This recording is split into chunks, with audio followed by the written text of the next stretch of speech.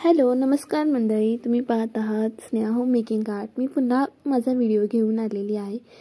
खूप छान असा आहे। माझा पण पहिलाच एक्सपिरियन्स आहे। कसा काय करायचं बघूया। हे तुम्ही पाहतच असाल, कोणतं झाड आहे हे ओळखला का? हे अरेका पामचं झाड आहे। यामध्ये अशा प्रकारच्या सीड्स भेटतात आपल्याला आणि ते अशा खाली पडल्या की त्याची आता सप्टेंबर ऑक्टोबरच्या महिन्यात असे छोटे छोटे बेबी प्लांट्स तयार होतात।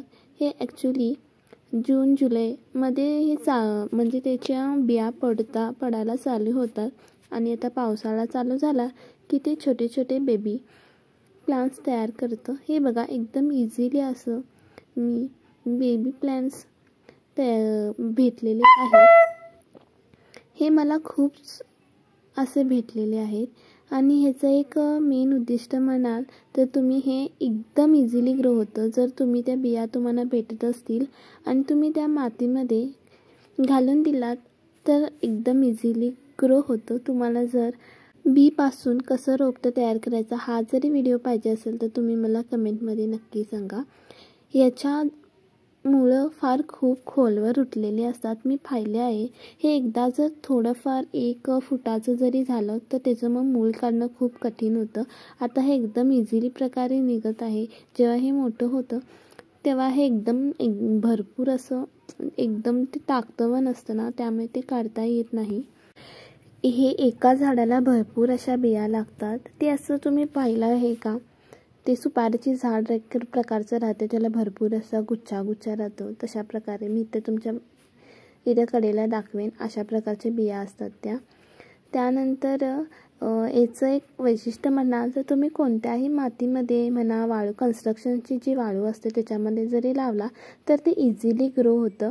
मी तुम्हाला हे सांगेनच, दाखवेन सुद्धा, मी तो व्हिडिओसुद्धा अपलोड करेन। मी तो व्हिडिओ केलेला आहे, जेव्हा त्याचा रिझल्ट भेटेल तेव्हा मी तुम्हाला तोही व्हिडिओ तुम्हाला दाखवेन।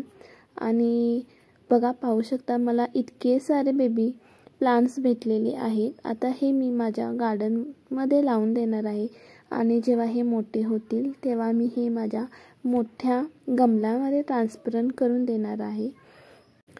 इथे जी माती घेतलेली आहे त्यामध्ये काही मी वर्मी कंपोस्ट वगैरे घातलेलं नाही आहे।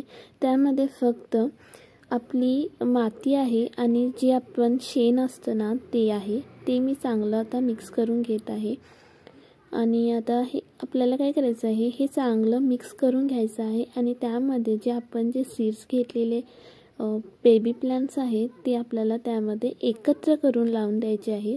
जर तुम्ही वेगवेगळे लावला तरी ते दिसायला चांगले दिसणार नाहीत। खरं एकत्र ज्या वेळेला लावाल तेव्हा मुळं एकमेकांमध्ये गुंतली जातील आणि जेव्हा मोठं होईल तेव्हा आपल्याला ते रिपॉटिंग करते वेळी आपल्याला इझी जाईल की एका स्पॉटमध्ये ते आपल्याला एका कुंडीत लावता येईल। आणि अशा प्रकारे मी दाबून पहा, अशा प्रकारे पहिला एक लावून पाहिलं,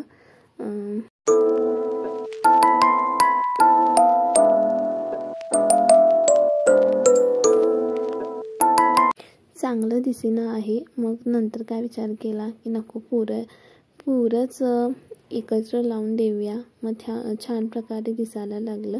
मग त्याच्यानंतर मी ही पद्धत सोडली आणि एकत्र लावून देण्याचा विचार केला।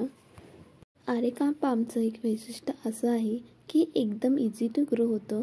जर आपण हे मी पाहिलं आहे, जर हे उन्हात राहत असेल तर त्याचे ना पानं पिवळी पडायला लागतात आणि जर तुम्ही ते इंडोरमध्ये ठेवत असाल तर त्याचं थोडंफार सकाळचं जरी ऊन भेटलं तरी ते खूप छान राहतं। हे माझ्या माहेरी आहे प्लांट, म्हणून मला थोडंफार याची माहिती आहे।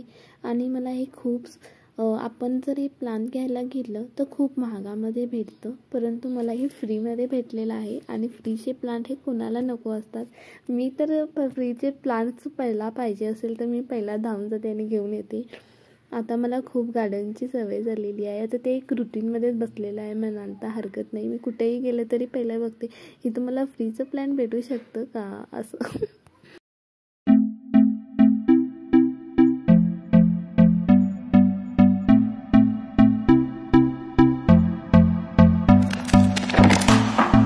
Can I